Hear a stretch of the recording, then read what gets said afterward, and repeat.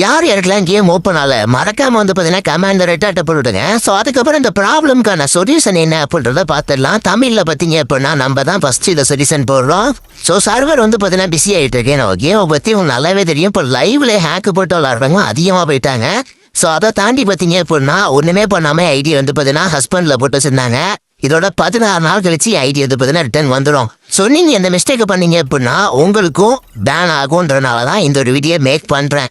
So பார்க்கறதுக்கு சிம்பிளாக தரலாம், வீடியோ செகண்ட்ஸ்லாம் கம்மியாக தரலாம். பட் இருந்தாலும் நீங்கள் VPN கனெக்ட் பண்ணிட்டு கேம் ஓப்பன் ஆயிடுச்சு ப்ரோ, சர்வர் பிஸிலேருந்து போயிடுச்சு ப்ரோன்னு நினச்சிங்கன்னா அதர் சர்வர் போகிற மாதிரி கணக்கில் சேரும். உங்கள் அக்கௌண்ட் வந்து பார்த்தீங்கன்னா ஹஸ்பண்டில் ஒருவருக்கு வாய்ப்பு இருக்குது. So VPN தவிர்த்துங்க. அதே மாதிரி பார்த்தீங்க அப்படின்னா நீங்கள் அதர் சர்வரில் போயிட்டு லாகின் பண்ணிட்டு இந்தியன் சர்வர் லாகின் பண்ணக்கூடாது. ஸோ அதர் சர்வர் ஐடி இருந்தது அப்படின்னா லாக் அவுட் அடிச்சு விட்ருங்க மொபைலை விட்டு. So free fire max use பண்ணிங்கன்னா ஃப்ரீ ஃபயர் மட்டும் யூஸ் பண்ணுங்க. ஸோ அதை தாண்டி ஃப்ரீ ஃபயர் மேக்ஸ் யூஸ் பண்ணிட்டு ஃப்ரீ ஃபயர் யூஸ் பண்ணாதீங்க. இந்த மாதிரி யூஸ் ஆனாலும் உங்களுக்கு ஐடி சஸ்பெண்ட் ஆக வாய்ப்பு இருக்கு. ஹேக் யூஸ் பண்ணி விளாடாதீங்க, ஐடி பேன் ஆக கூட வாய்ப்பு இருக்கு. சேனல் எதா இருந்தாலும் அது கொஞ்சம் ஆதரவு கொடுங்க. உங்க பொண்ணான கையை கொண்டு அந்த பெல்ல தட்டிடுங்க. அவங்களுக்கு சப்ஸ்கிரைபர் 5-10 ஏறுனா அவங்க மனசு சந்தோஷப்படும். அவங்க வீடியோவும் பாருங்க.